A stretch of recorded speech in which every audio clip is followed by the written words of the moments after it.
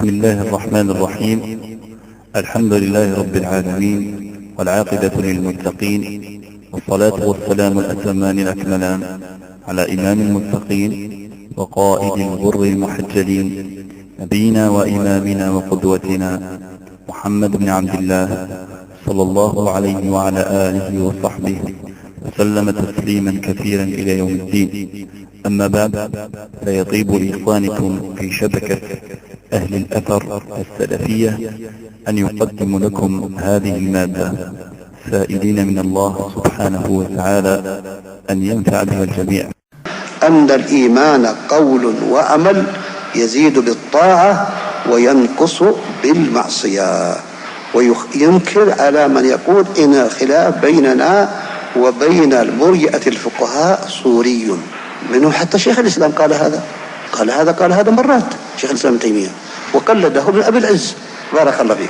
الشيخ بن باز يعني وافق الألباني في أن الخلاف حقيقي ما هو لفظي.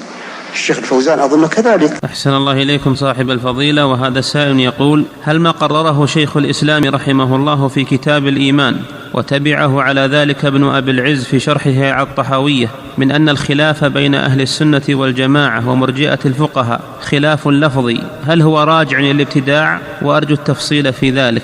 ما قرر شيخ الإسلام هذا الشيء، ما قال أنه خلاف اللفظي. هم يكذبون على شيخ الإسلام، ما هو بالخلاف لفظي، الخلاف حقيقي. وإنما قالوا إن هؤلاء أقرب فرق المرجئة إلى أهل السنة، ولا قالوا إنهم من أهل السنة يعني 100%، عندهم شيء من المخالفة، فليس الخلاف لفظي. وأما كلام أبي العز رحمه الله، أنتم تعرفون أن أبا العز حنفي، وقد أخطأ في أنه يسمي هذا خلاف لفظي، لأنه متأثر بمذهب الحنفية، فسامحه الله وعفى عنه، لكن هذا خطأ. نعم.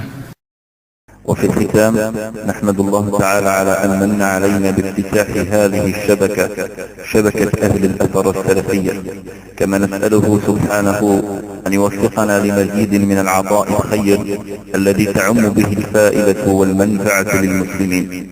وتقبلوا تحيات إخوانكم في شبكة أهل الأثر السلفية، والسلام عليكم ورحمة الله وبركاته.